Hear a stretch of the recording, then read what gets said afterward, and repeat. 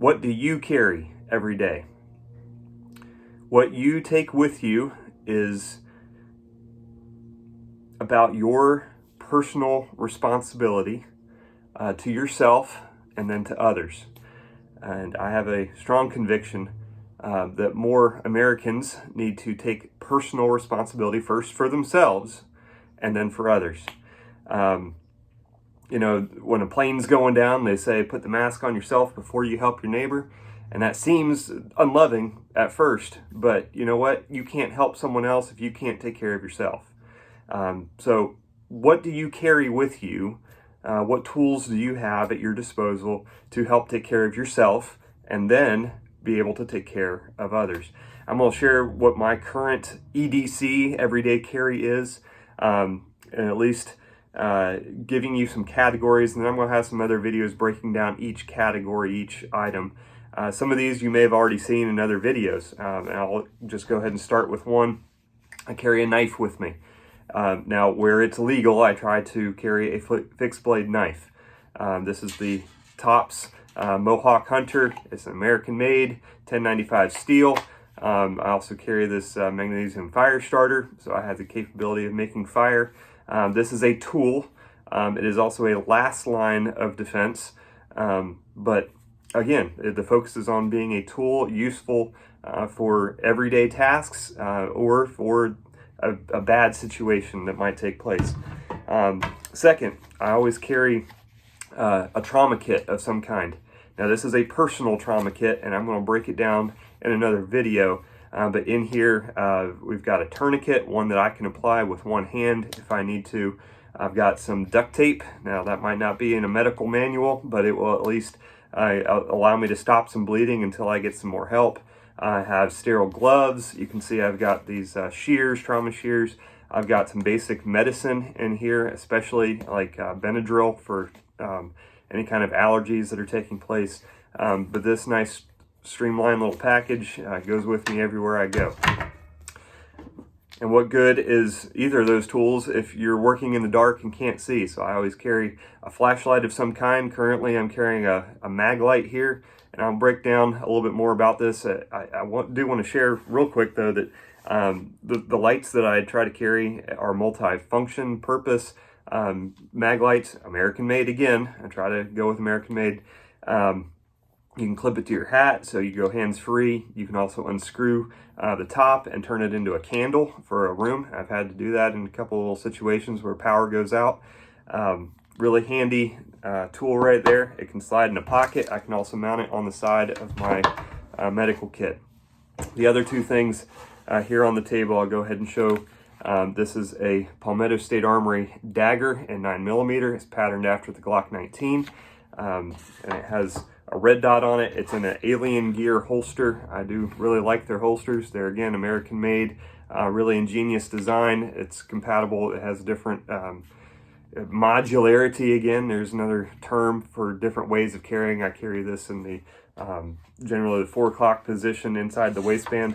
But then also on my left hip, I'm carrying a magazine as a backup, because sometimes you can have problems with your magazine. And I'll cover, firearms in a separate video, but, these kind of small firearms are about close quarters, generally speaking. So this is more about personal protection or protecting the people right around you. And we'll have another video discussing firearms that are about, engaging people at further distances and what scenarios that might be required. Also, you have to have a way to carry what I just showed you, and I'm currently using a Grip 6 belt. There again, American made. It has some flexibility in it. I may upgrade eventually, but it hasn't failed me, and it does keep my pants up and keeps my gear in place. I also have been rocking the Grip 6 wallet. Really cool. It has some RFID protection. It will carry, I think it's like 8 or 9 different cards in here, including ID cards. Really great little wallet, and I have the ability to, clip it on a carabiner or something if I need to. Of course, my keys, I don't need to show you my keys. But But then every day, I try to make sure that I have clothing, of course, that I'm wearing that is appropriate for the weather. And I try to think, what is my worst case scenario weather-wise, and be prepared for it. Finally, and I'll have a video dedicated just to this coming up, but I try to make sure that the shoes that I'm wearing are capable of walking back to home base, wherever that might be. Now these boots, I've walked dozens of miles at a time in these boots, and these are capable of very long distances. And there's other reasons, I'll go into that when I do the boot video, that I wear boots like that.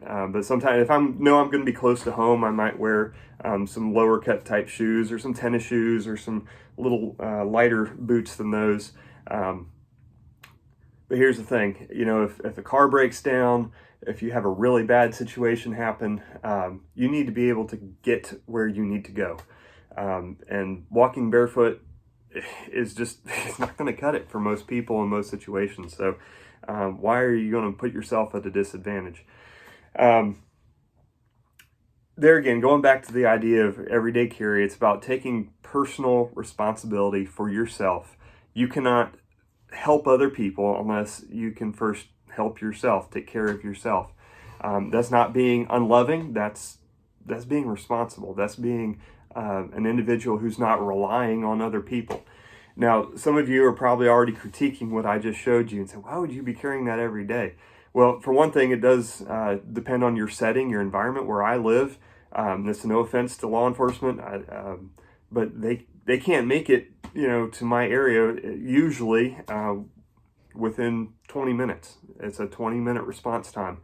For law enforcement, for EMS, fires are maybe a little bit quicker because we have a good volunteer system where we're at. But, a lot can happen emergency-wise.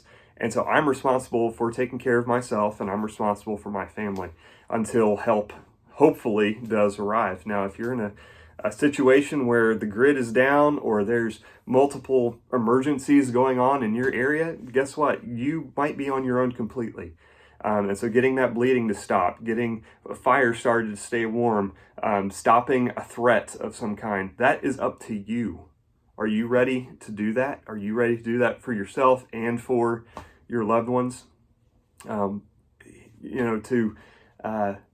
fix what's going on in our nation right now, it starts with you. It starts with me. As individuals, taking responsibility for ourselves, then taking responsibility for our families and our loved ones, for our community, and ultimately we can then start taking better responsibility of our nation.